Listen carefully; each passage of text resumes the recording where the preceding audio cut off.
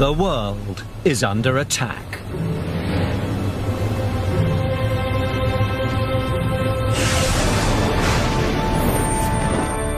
The perpetrators, an army of bloodless, boneless phantoms from the deep, billions strong and growing.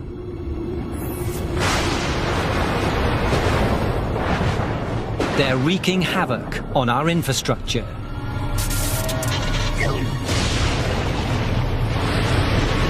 Destroying our food supply.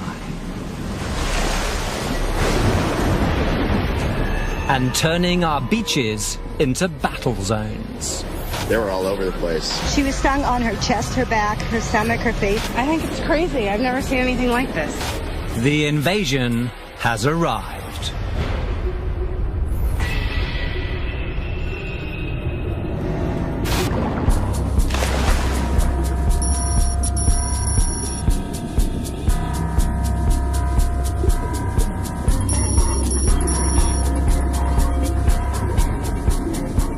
The coastal waters near Key West, Florida.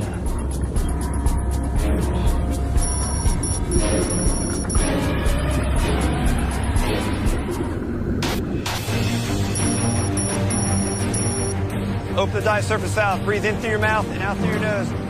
Combat divers with the US Special Forces are heading out on a routine training dive, an exercise these soldiers have completed many times before.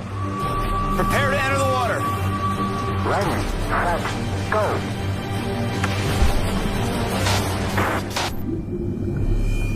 But on this night, things will go terribly wrong. There's something deadly lurking in the deep.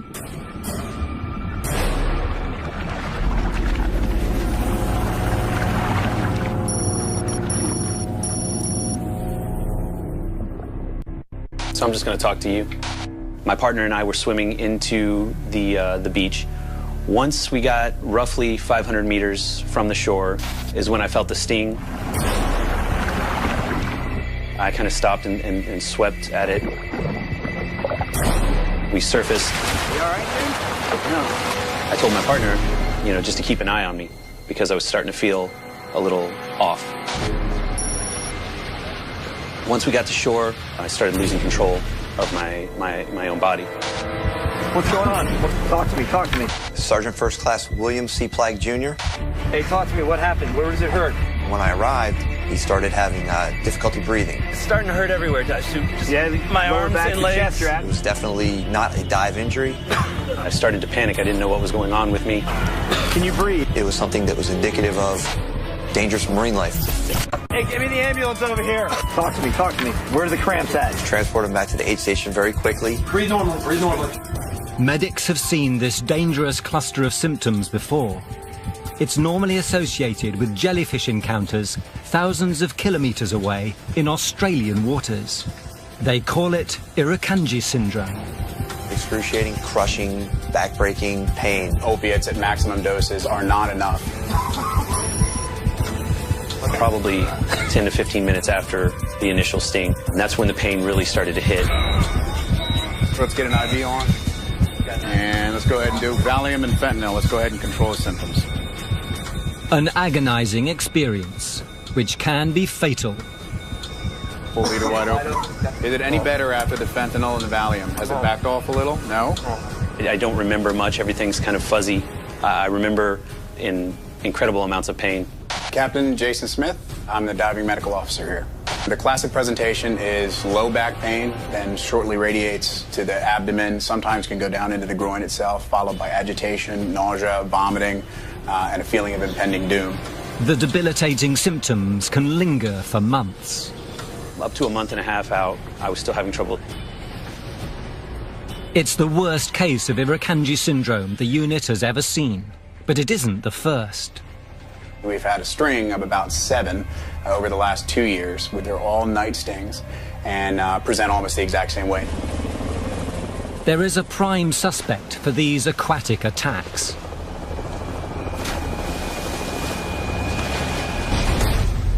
Jellyfish have been around for 600 million years. Of an estimated 30,000 species pulsing through our oceans today, most are venomous.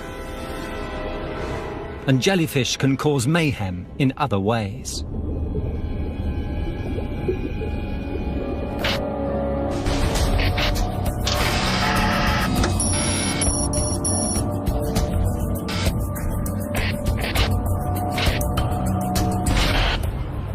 December the 10th, 1999, Manila, the Philippines. It's Christmas time, and people are in a festive mood, until a population of 40 million is suddenly plunged into total darkness.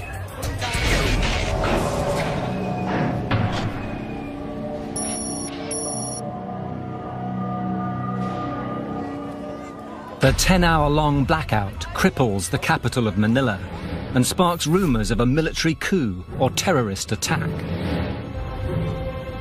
The next day, the real culprit is revealed: a gigantic swarm of jellyfish, over 50 lorry loads, sucked into the power plant's cooling pipes.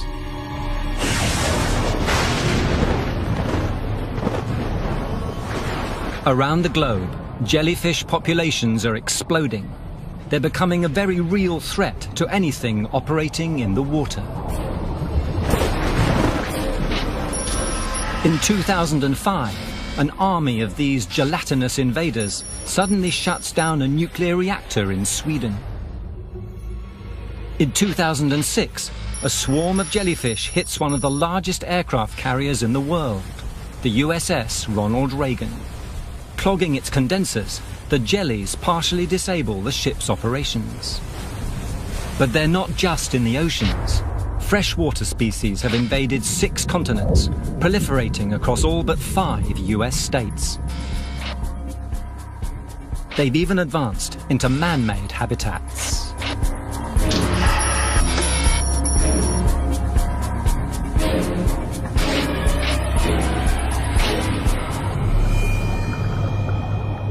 This island quarry is infested with mastigas, a species normally found in the southern Pacific Ocean.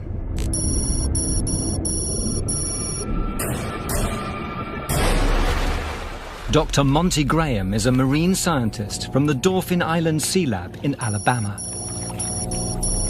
For him, the mastigas in this man-made quarry are more evidence of what jellyfish are capable of. So what we have here in this quarry is one of evolution's great success stories. The jellies, they have evolved over 600 million years. They're widely considered some of the first animals to be free swimming in the sea, and they're able to survive and thrive in even the most hostile marine environments. Jellyfish can travel around the world in ships' ballasts.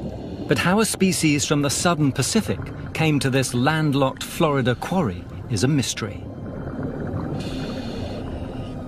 What's even more astounding is how they survive here.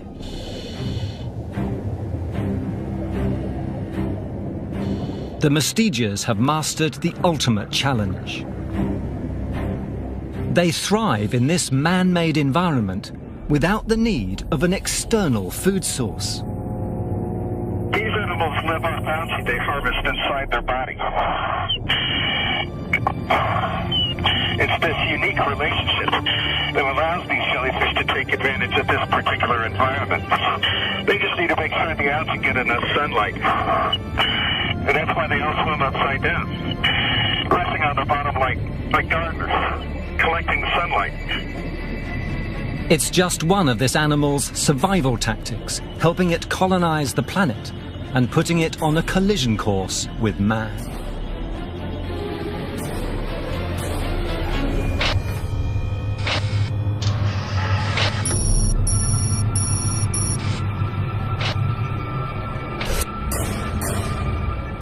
This is one of the world's longest animals, with tentacles stretching over 35 meters.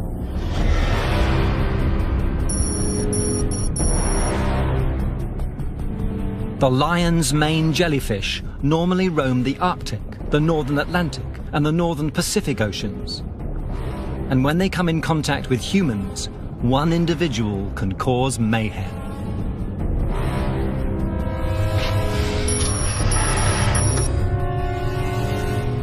July the 21st, 2010. A 23-kilo lion's mane turns the shallow waters of Rye Beach, New Hampshire, into a stinging soup. The jellyfish was first spotted just off that jetty, and at first, lifeguards thought it was just a log. 150 people suffer poisonous stings. My daughter was screaming. We were trying to figure out what was wrong with her. She was stung on her chest, her back, her stomach, her face. Park staffers will be on the lookout just in case the jelly has any friends, but the beach will be open tomorrow. In Rye, New Hampshire, I'm Mary Saladin, News Center 5. Jellyfish encounters are on the rise around the world. 10-year-old Rachel Shardlow was tangled in the jellyfish tentacles. These are the marks the box jellyfish left on Rachel Shardlow's leg. A jellyfish that brought a painful end to injuries on her arms and legs. And now a new threat is invading from southern waters. New Smyrna Beach, Florida. Dozens of surfers greet the morning waves and get a painful surprise. My whole arm swelled. You can definitely see fluid hanging out of the elbow, you know, and each one of these had blisters on them and raised about that much off the skin. Extreme pain. It's being shot with a gun, you know, hit with a blowtorch or something. Their attackers are later identified as box jellyfish. Beach patrol officers who've worked this area for 25 years told me today they've never seen a box jellyfish in this area before. Normally confined to the Indian Ocean and the West and Central Pacific, box jellies are the world's most venomous jellyfish, responsible for hundreds of deaths across the globe. If these marine monsters are on the move, we have good reason to be very afraid.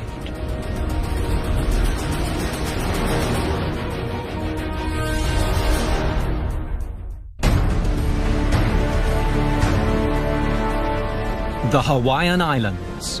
Tourists from around the world are drawn to the pristine beaches and crystal waters.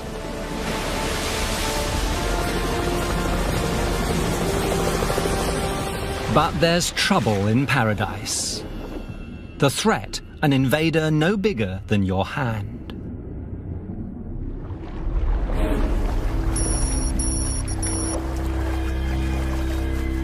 July 1997. It's in the early morning hours when Angel Yanagihara goes out for a swim that is nearly her last. It was about 6 a.m. and I was coming in and suddenly I got hit by something all on the neck. And I thought, oh my God, what is this? Tentacles reach around her arms and legs, unleashing a barrage of stinging cells. Microscopic harpoons blast into her skin. It was like thousands of tiny burning needles, almost like an electric shock. It's far worse than any other jelly sting I'd ever felt. And I've experienced an extreme amount of pain. As the venom seeps into her bloodstream, it attacks the cells that carry oxygen, wreaking havoc on Angel's cardiovascular system.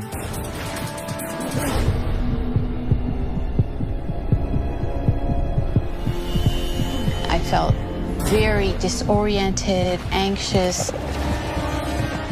I was exhausted. For 15 long minutes, Angel struggles to make it back to shore. I was having trouble breathing and wheezing. She barely makes it out of the water alive.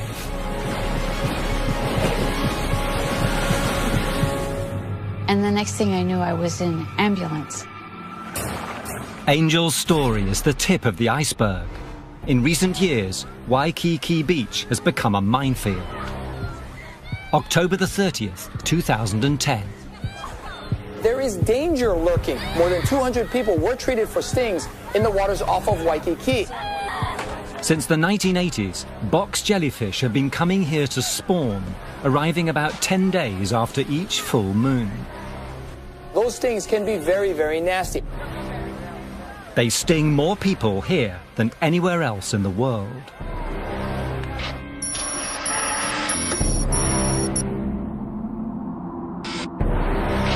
"13 years after her near-fatal encounter, Dr. Angel Yanagihara is a biochemist at the University of Hawaii. She's dedicated her career to unlocking the box jelly's venomous secrets. For over 40 years, people have been trying to figure out what makes up this venom, why it's so potent, and how we could make an antidote. After years of trial and error, she's closing in on the answer.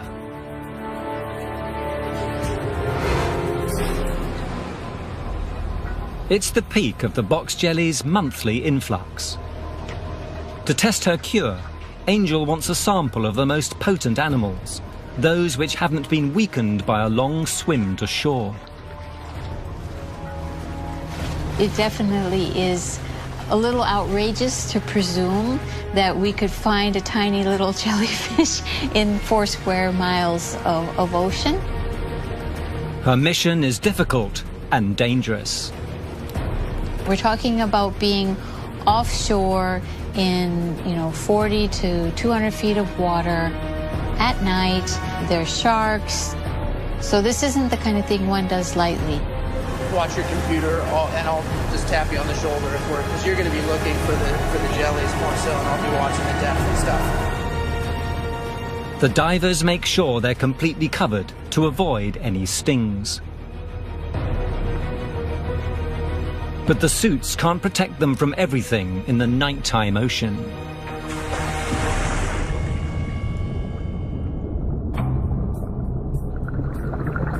Angel dives down to the ocean floor, scanning with her torch.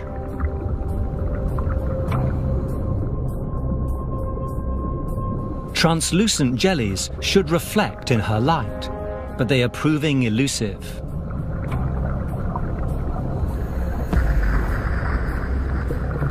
Dive time ticks away on the barren ocean bed.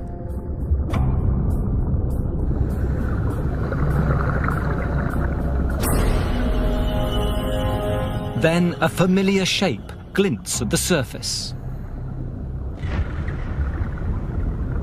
Suddenly we were in the midst of a whole group of jellies swimming towards the shore, more than a kilometer offshore. It was really remarkable. It was completely unexpected. Far from being mindless blobs drifting at the whim of the ocean, box jellyfish swim with purpose at about the same speed a human walks. These are heading towards the lights of Waikiki Beach.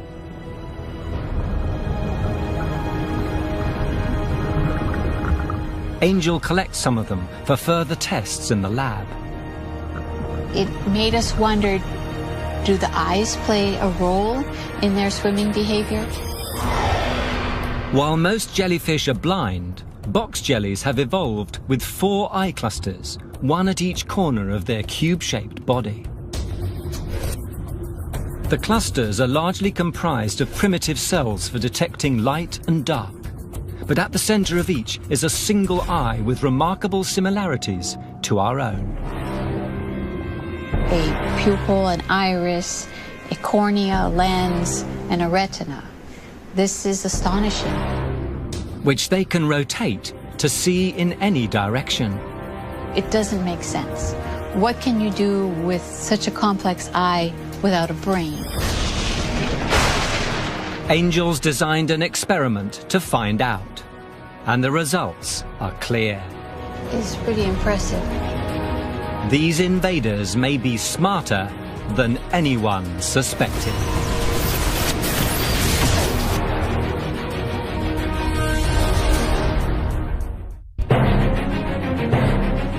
Waikiki Beach, Hawaii.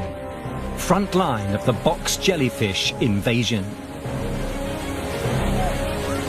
But what lures these potentially lethal stingers to the shore? One theory is they're drawn to bright lights. In her lab, Dr. Angel Yanagihara puts the box jelly's vision to the test. First, she replaces the ambient light with a barely visible red glow.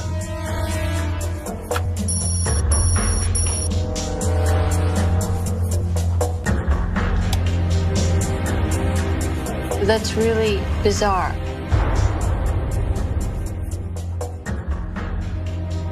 Completely stopped any activity. We never see that in the white light. Right. Could this primitive life form be adapting its behavior to the light? Generally, the ability to rest is attributed only to creatures with some kind of brain capacity, but these animals don't have a brain. Now, Angel tests the box jelly's vision against a simple obstacle course.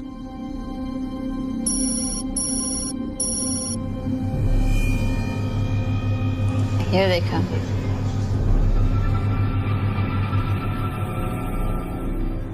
Well, ran right straight into it.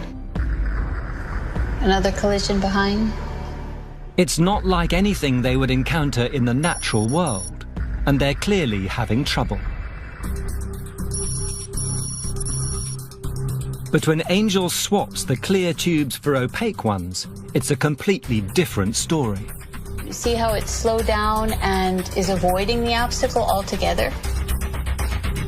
This one came in, almost grazed it, and then made a last-minute navigational correction.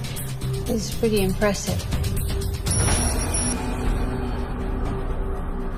So they seem to be able to perceive the obstacle and then alter their body pattern so they can swim around it.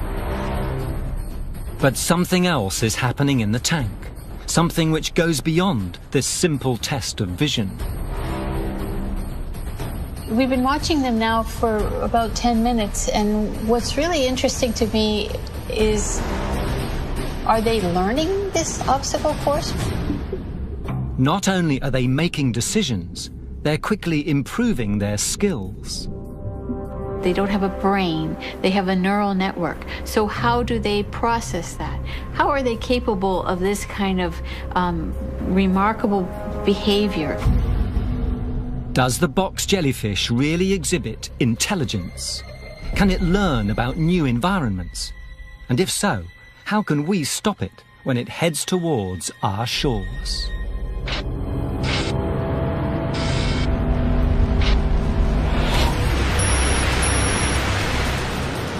Around the globe, scientists desperately try to learn what makes jellyfish tick. Monterey Bay Aquarium in Central California. More than a tourist attraction, it's a cutting-edge research facility.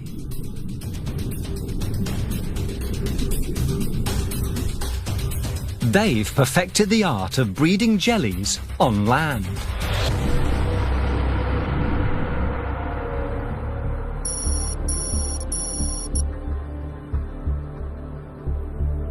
It is amazing for how long jellyfish have been around, how little we know about them, their life cycles, what makes them reproduce. Jellyfish reproduction is a bizarre process that blurs the lines between animal and plant. First, fertilized jellyfish eggs transform into microscopic larvae. These jellyfish larvae float through the water until they find a hard surface to cling to.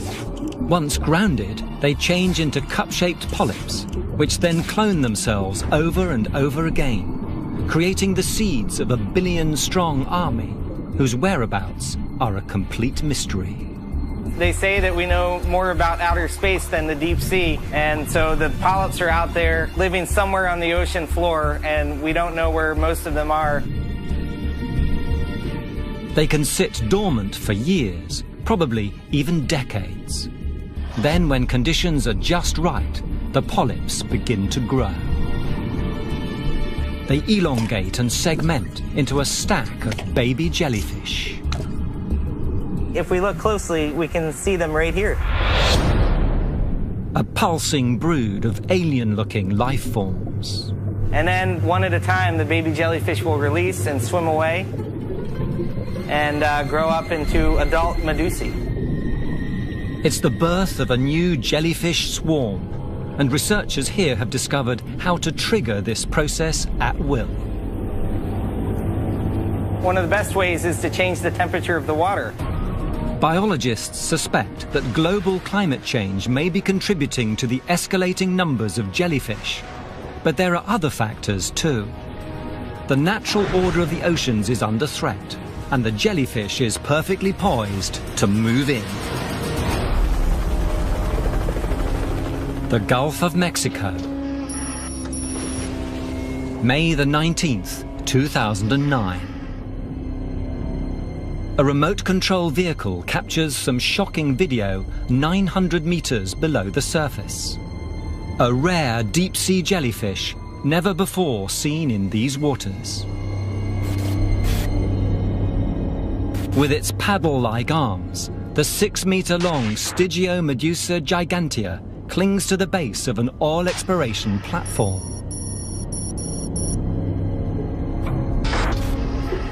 It seems there's no underwater landscape the jellies can't invade.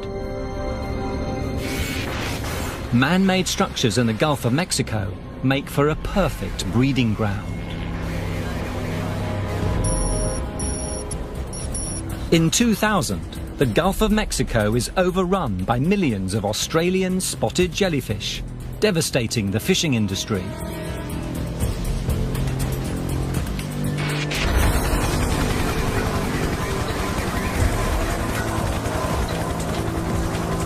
Dr. Monty Graham has been following the advance of these jellyfish for over a decade. We're hovering over the Mississippi River at the mouth where it enters the Gulf of Mexico. It's an area where jellies have thrived for at least 20 years. The Gulf is the perfect staging area for a jellyfish invasion because vast patches of the water have become virtual dead zones. The Mississippi River is applying nitrogen that comes from farmlands, and this is causing low oxygen areas. What happens first is the nitrogen runoff creates giant blooms of algae. Algae-eating bacteria then suck the oxygen from the water, leaving it inhospitable to most marine life, with one notable exception. But jellies, because they're mostly water, have the ability to carry their oxygen within this layer of highly watery jelly material.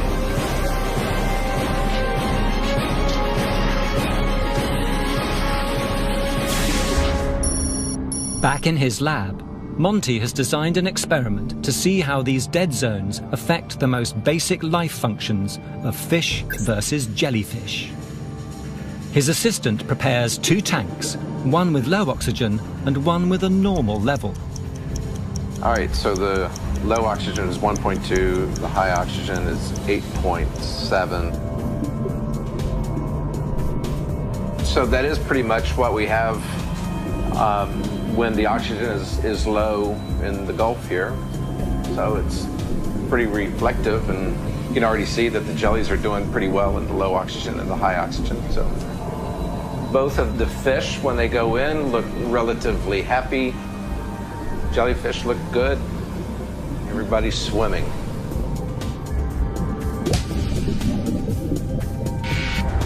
But soon the fish in low oxygen isn't faring so well.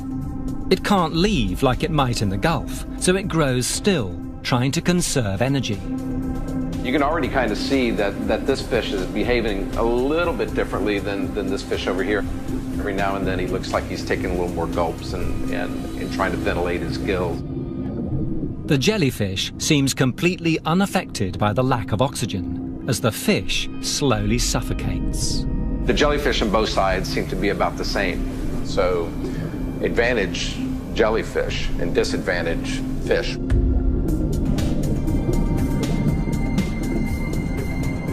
Monty's assistant rescues the fish in the low oxygen tank before it dies. Yeah, he's gonna be happy now. Nature doesn't show the same mercy.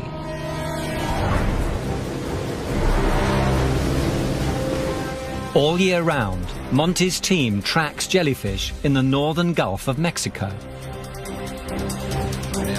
The threat is invisible from the surface.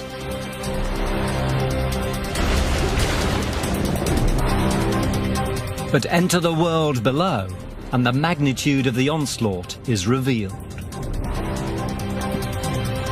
Every spring and summer, enormous swarms of moon jellies bloom here, before spreading into ecosystems that are no longer hospitable to other life forms. It's a thin layer of jellyfish that can extend for hundreds of kilometers. I think we know what the magnitude of the problem is, that the oceans are sick, and the symptom of the oceans being sick include an overabundance of jellyfish, more frequent blooms, larger blooms.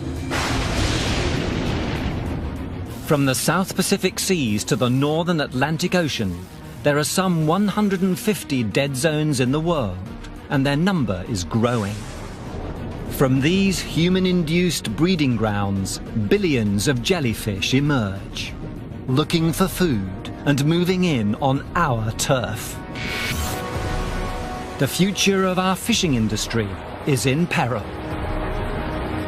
This is a frightening vision of what might come.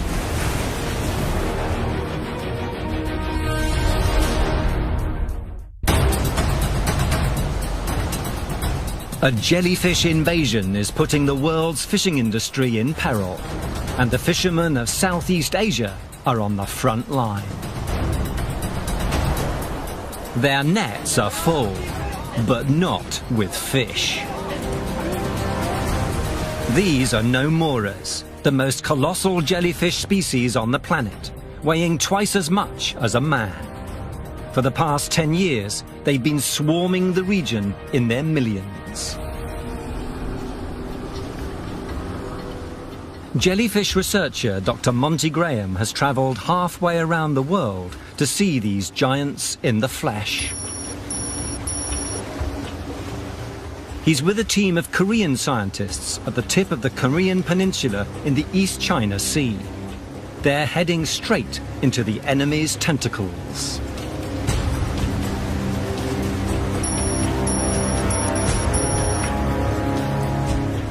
Every day, these fishermen haul in their nets, not knowing what they'll find inside. There are days when they can still bring in a decent haul, unharmed by the nomura venom.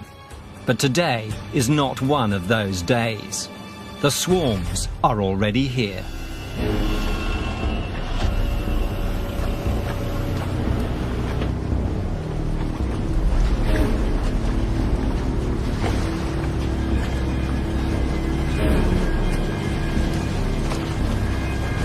See a few fish that are flopping around and alive, but it's been sitting there so long, and the rest of these are sitting there so long. Anything dead or dying has probably been tainted with nomura venom or suffocated under their weight. Hundreds of fish, enough to feed an entire village, completely gone to waste. A small fraction of the fish are even useful to them, so it's really a lot of effort for them to come out here and fish and then have this happen. I've seen pictures where it's really bad and the devastation on the fisherman's face, but to actually sit here and you can guess how long it would take for them to actually go through the fish without the jellyfish, and this is, wow. The crew hack through the nomuras to get to the surviving fish. It's thought a combination of overfishing and pollution has led to this population explosion. But to be sure, they need to know more about nomura reproduction. So we have to go down, get a jellyfish, bring it back, get the eggs or the sperm off of it, and make our own jellyfish babies in the lab. Hopefully this will help us understand what makes this population boom. Monty is determined to collect a nomura for his research, but it's going to be a challenge. See how the viz is. I'll try to pick a spot. He has to capture one of the giants while avoiding its meter-long stinging tentacles.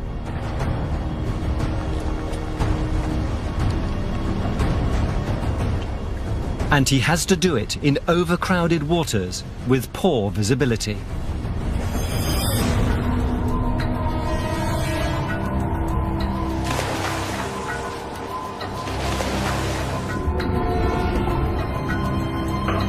These guys look way bigger underwater. No more venom isn't as toxic as a box jelly's, but it's still very painful and has been known to cause a dangerous buildup of fluid inside a victim's lungs. You would never expect this looking down into the water. It's really an impressive sight. Some encounters have been fatal. Monty must be cautious.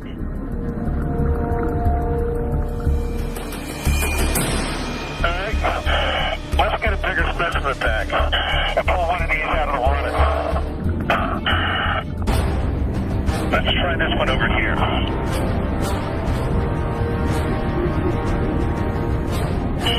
It's hard to tell, but I would think that this one weighs at least 100 pounds.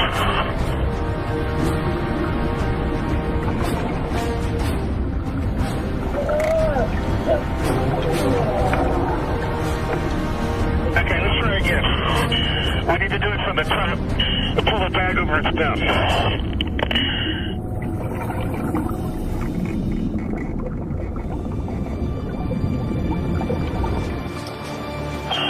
Okay, we got this one. Out of its domain, the great jelly melts into a watery pile of goo, but its stinging tentacles are still armed and dangerous. This is the part that hurts. Yes. Gloves provide protection. Yes, I'm gonna. Do you know if this is a male or a female just from looking at it? Oh, yes, maybe male. It's male Yeah. because of the very light color. Yeah. They collect sperm to breed the jellyfish back in the lab. Nomura reproduction is key to its booming population. The gel layer here, and let's pull it up.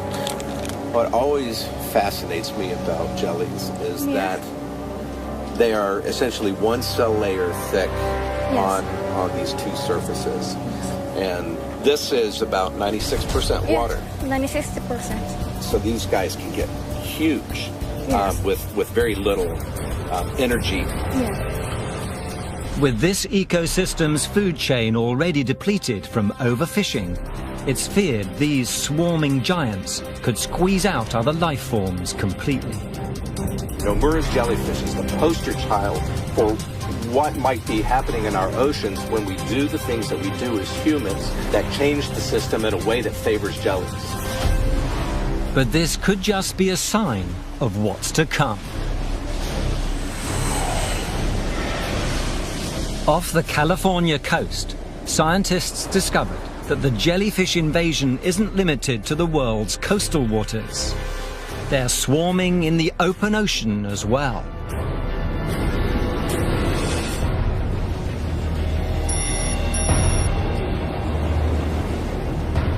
California's Monterey Bay is a national treasure, with one of the world's most diverse ecosystems.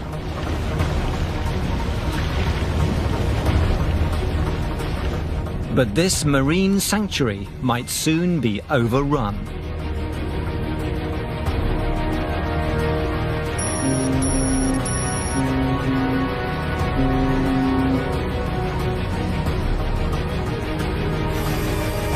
A journey to the depths of the Pacific Ocean offers a rare glimpse into the jelly's domain and a frightening window onto what might be.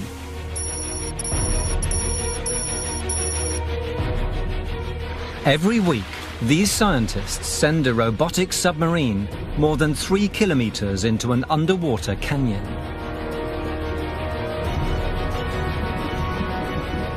The sub beams back incredible images of one of the harshest environments on the planet.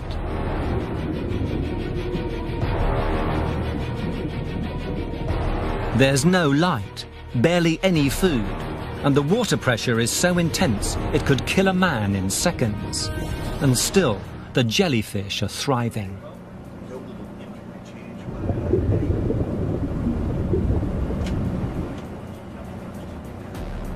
Dr. Bruce Robison and his team have monitored these regions for the past 15 years.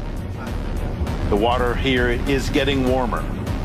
The oxygen content of the water off the California coast is decreasing. We've seen animals disappearing almost entirely and others replacing them. Add to this the effects of overfishing and the depletion of the big, slow-growing species at the top of the food chain, and jellyfish are the winners in the battle for domination. A gelatinous animal grows fast, reproduces quickly, and can fill that niche before the species that's been removed has a chance to recover. It seems we've created a jellyfish paradise, and many scientists believe we might just have to adapt to this new gelatinous world. 50 years, 100 years, you might be eating the protein that originated from a jellyfish in order to survive as a society. But science still holds answers. Dr. Angel Yanagihara may have finally found a blocker to the perilous box jelly sting. And she believes this ancient creature may also hold the key to some medical innovations. You have an ancient collagen that we could potentially use in clinically relevant ways to design better smart band-aids, wound healing agents. So we have an animal that can, hurt us and get our attention and be a nuisance, but also could bring us a whole new tool set that can help us. After all, jellyfish have had 600 million years to perfect their survival skills. Our particular life form can only exist within pretty finely delimited conditions, whereas this ancient life form is far more robust and resilient. They were one of the first creatures to freely roam the planet. They have survived catastrophic changes that wiped out almost all life on Earth. They thrive in the most extreme environments, from the icy waters of the Arctic to the heat of toxic ocean vents. No matter what our future holds, they are here to stay. Tomorrow afternoon at 1, another chance to catch Tim and Tickle's secret Appalachian Summit meeting in all new Moonshiners. Next today, Mike Brewer's under attack in Afghanistan in frontline battle machines.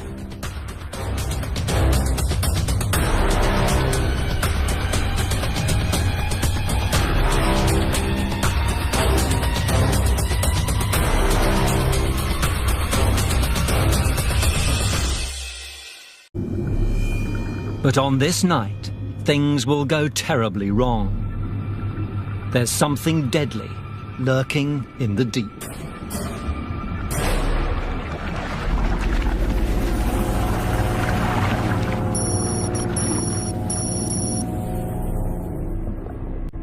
So I'm just going to talk to you. My partner and I were swimming into the beach. Once we got roughly 500 meters from the shore is when I felt the sting. I kind of stopped and swept at it. We surfaced. You all right, man? No. I told my partner, just to keep an eye on me because I was starting to feel a little off. Once we got to shore, I started losing control of my own body. What's going on? Talk to me. Sergeant First Class Wood.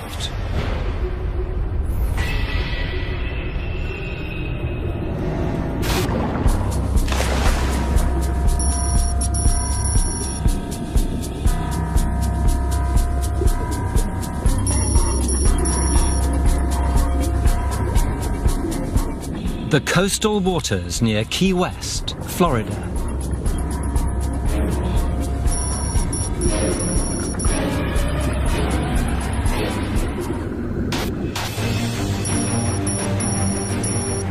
Open the dive surface valve. Breathe in through your mouth and out through your nose. Combat divers with the US Special Forces are heading out on a routine training dive. an exercise these soldiers have completed many times before. Prepare to enter the water. Ready, set, go.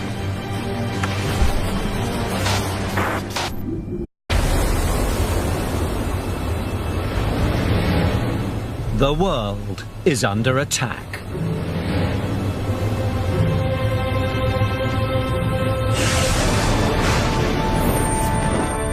The perpetrators, an army of bloodless, boneless phantoms from the deep, billions strong and growing.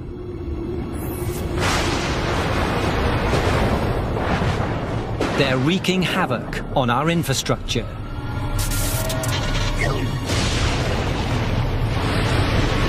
Destroying our food supply. And turning our beaches into battle zones. They were all over the place. She was stung on her chest, her back, her stomach, her face. I think it's crazy. I've never seen anything like this. The invasion has arrived. William C. Plagg Jr. Hey, talk to me. What happened? Where does it hurt? When I arrived, he started having difficulty breathing. It's starting to hurt everywhere, Josh. My arms and legs. It was definitely not a dive injury. I started to panic. I didn't know what was going on with me. Can you breathe? It was something that was indicative of dangerous marine life. Hey, give me the ambulance over here. Talk to me, talk to me. Where are the cramps at? Transport him back to the aid station very quickly. Breathe normally, breathe normally.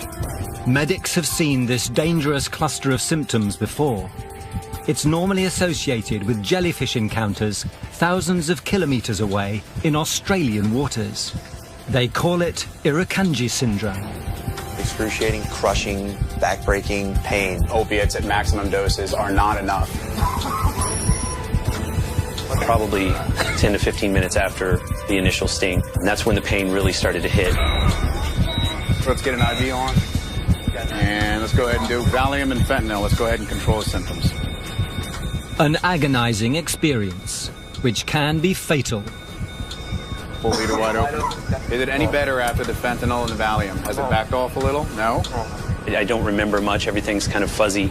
I remember in incredible amounts of pain. Captain Jason Smith, I'm the diving medical officer here. The classic presentation is low back pain, then shortly radiates to the abdomen, sometimes can go down into the groin itself, followed by agitation, nausea, vomiting, and a feeling of impending doom. The debilitating symptoms can linger for months. Up to a month and a half out, I was still having trouble. It's the worst case of Irukandji syndrome the unit has ever seen, but it isn't the first. We've had a string of about 7 over the last 2 years, where they're all night stings and present almost the exact same